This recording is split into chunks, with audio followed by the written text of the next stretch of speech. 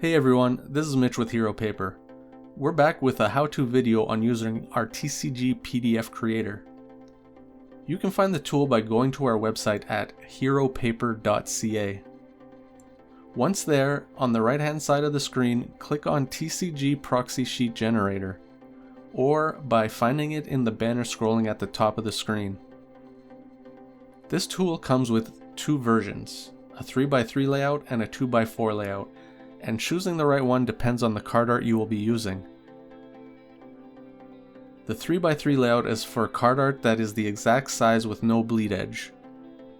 Bleed edge is where the art extends past the cut lines to help with alignment and making sure the card doesn't have any unwanted white edges after trimming. The 2x4 layout is designed specifically for bleed edge printing.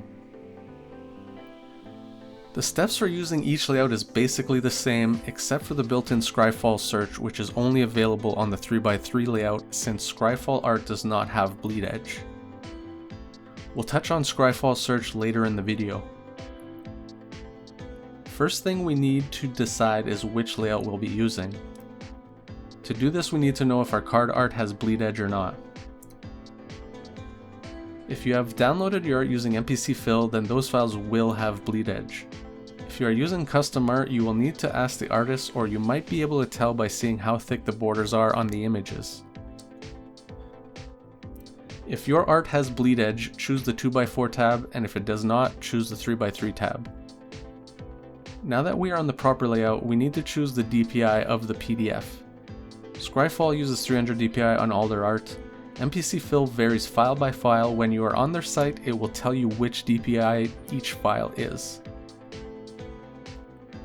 The higher the DPI, the clearer the image. Something to keep in mind though is that although the tool is on our website, in your web browser, it is actually running locally on your computer. None of the files you place in it ever get uploaded to our servers. We want to clarify that since when choosing 1200 DPI, it will be your computer doing the heavy lifting of converting the images to PDF. When selecting 1200 DPI, we suggest only making one sheet at a time and having other programs closed that may be using a lot of RAM. For simplicity, we'll be using the 300 DPI in this video. With that warning out of the way, the next step is to choose the art for the back of our cards. Click on Choose Card Back. You can select one of the two default card back arts, or pick your own by either dragging and dropping into the dotted square area, or by clicking on the blank card and choosing a file from your device. Now we can add the card fronts. You can do this again by either dragging and dropping as many files as you'd like in the dotted rectangle that says drag and drop files here to fill fronts. If you drag in more than one sheet worth of cards, the tool will automatically make as many sheets as needed. You can also add fronts by clicking on the Choose Files button and selecting them from your device. You can also select as many as you want and the tool will auto-create as many sheets as needed.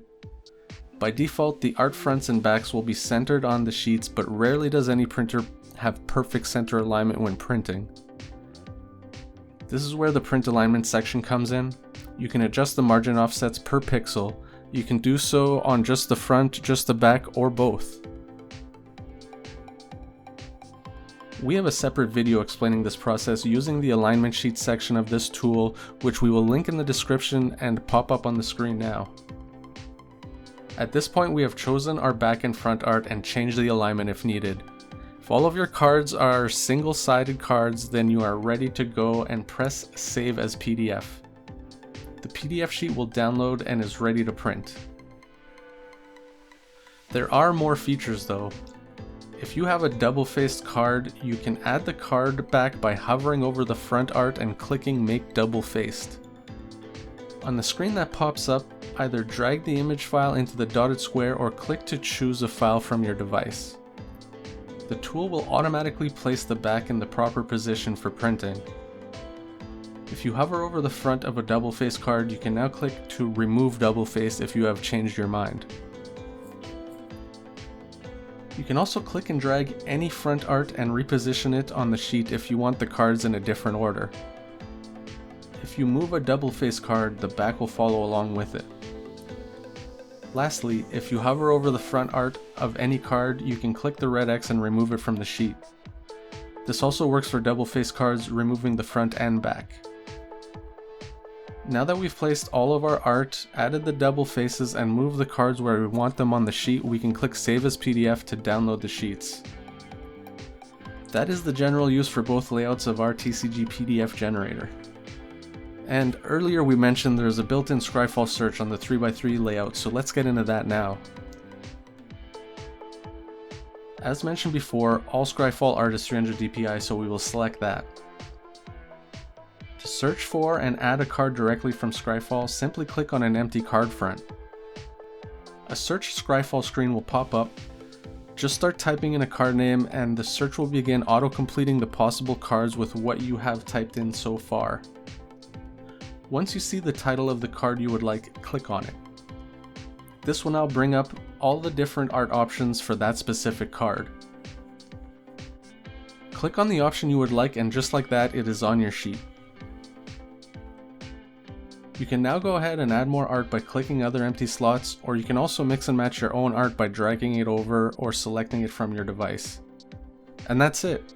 Click Save as PDF and now you have a printable TCG sheet. We hope this video helped you understand how to use our TCG PDF generator for your print at home use. Again, I'm Mitch at Hiro Paper, thank you so much for watching. Hope to see you on the next one. Bye.